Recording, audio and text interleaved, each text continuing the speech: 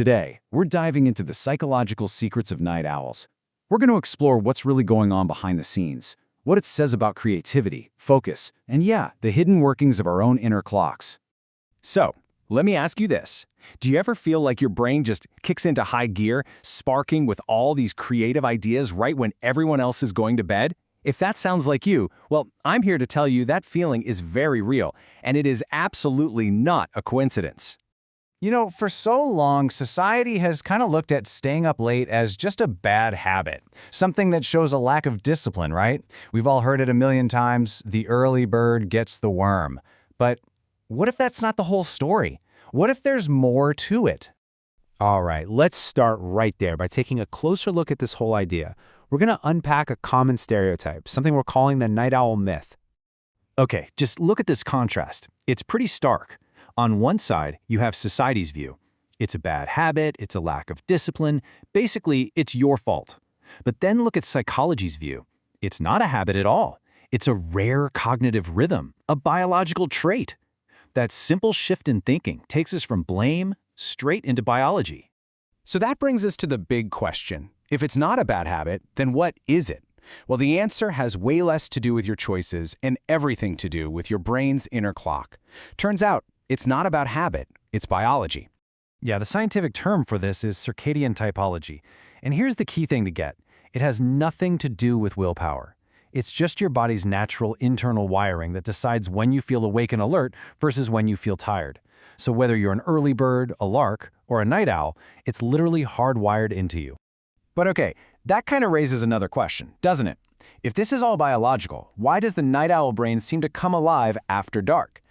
The answer is fascinating, and it lies in what we can call the psychology of silence. And this is really the core idea here. At night, the brain feels, well, safer. I know, that might sound a little weird. Safer from what exactly? Well, it's safer from two very specific pressures that are just hammering us all day long.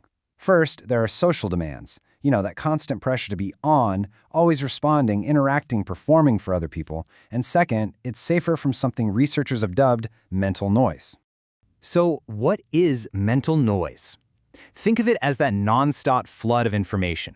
It's the social media notifications, the emails, the texts, the expectations from everyone. It's all the stuff that crowds your thoughts.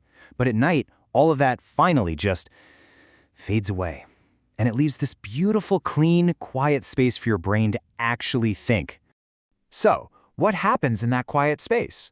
Well, that's where we get to unlock what's called the active mind. It's how we go from silence to actual ideas. Yeah, research points to this thing called the active mind trait. And it's basically a characteristic where some brains are just primed to do their best work, connecting ideas, solving tough problems, creating something new, when all that external noise is just gone. For these people, silence isn't empty space. It's the absolute perfect environment for their brain to really get going. And you can see the whole process here. It's actually pretty simple. First, the world goes quiet.